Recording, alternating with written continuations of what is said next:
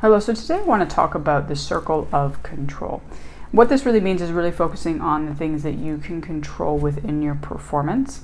Why this is important is because there's so many things that are outside of your control that oftentimes can monopolize your focus, monopolize your attention, and really, contribute to your stress or to the worry or to the pressure that you feel or to getting angry or frustrated or any number of different things that might derail your performance. And so when we really look at the circle of control, it really encompasses some very, in one sense, basic, but not always the easiest things. When we look at what you can control, generally can be split into two things, your mind and your body. And so under your mind, the things that you can control are your attitude and your thoughts.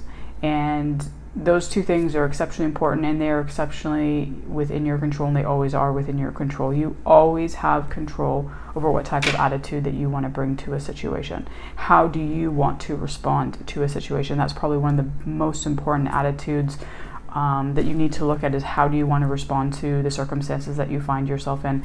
Things are not always going to be easy. There's going to be a lot of difficult times. And it's really your choice on how you want to respond. That's the one thing nobody can take away from you. You always have the freedom to make that choice on what attitude you want to bring and how do you want to respond. And then your thoughts you can also control. And I know sometimes that it doesn't feel that way. It feels like they are out of control and that they are racing. And they feel that way because it's just, they're untrained in one sense. You haven't really trained that ability to kind of control your thoughts, control where they go, past, present, future, negative, positive, neutral, right? You can, though, control them, and it does require a high level of awareness, of your internal landscape, of knowing where your thoughts are from any given moment, and to then be able to adjust them if you know they are not in alignment with what you need to be able to perform. But it requires a lot of discipline. It requires very deliberate practice, and this is obviously just something that a lot of athletes don't necessarily do, and kind of resign themselves to the fact that my thoughts just kind of go wherever they go, or because it is difficult, it does take time and discipline and work. They don't really put in that time and that work to be able to do it. But if you really are truly serious and you really want to, gain freedom over your performance and really be able to reach those upper echelons of your potential, you really have to take that time to be able to train your thoughts and train your mind and where they are going.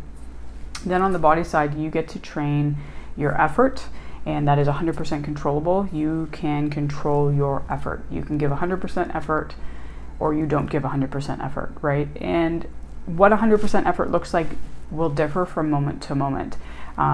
My background is in ice hockey, so I use this example a lot. But if I'm going on for a shift, my first 15 seconds of the shift and the 100% that I am giving is going to look and feel very differently than if I'm at, like, say, the tail end of a very long shift, if we're getting up to a minute, which in ice hockey would be a very long shift.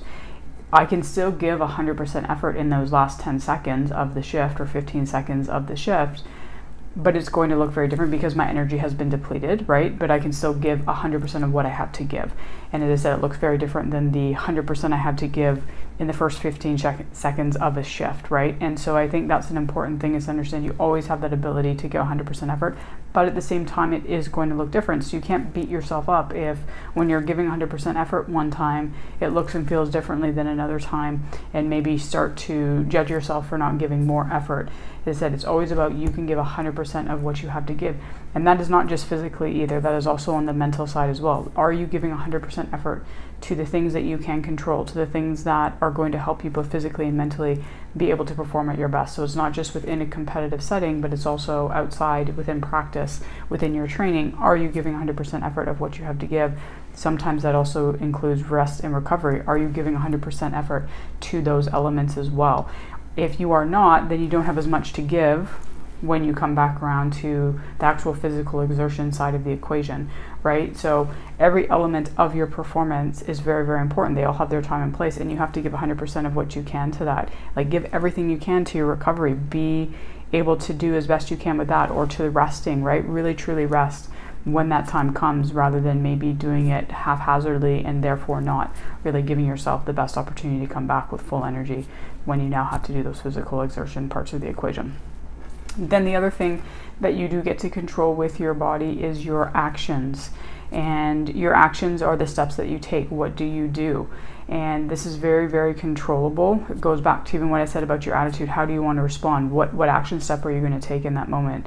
If you've made a mistake, what's the action step you're going to take next? You can't control the past. You can't control what has happened. And you cannot control what the future holds.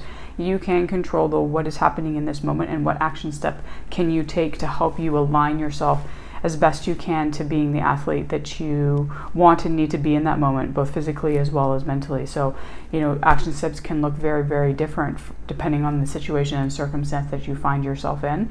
They can be anything from, breathing techniques or going and talking to someone to laugh, to what you need to do right in the middle of your performance. Again, going back to me as an ice hockey player, moving my feet, actionable step, one of the most controllable things I can do. I get to control, do I move my feet or do I not move my feet? That is well within my control and is always within my control, right? So those are the 4 things you have full control over. Those are the things to put your energy and effort behind when you're trying to focus on what you can do in a moment, because you get to choose what you do with those 4 things. They are 100% in your control. And so when you're looking at the things that you cannot control, always ask yourself, do they fall within one of these 4 things?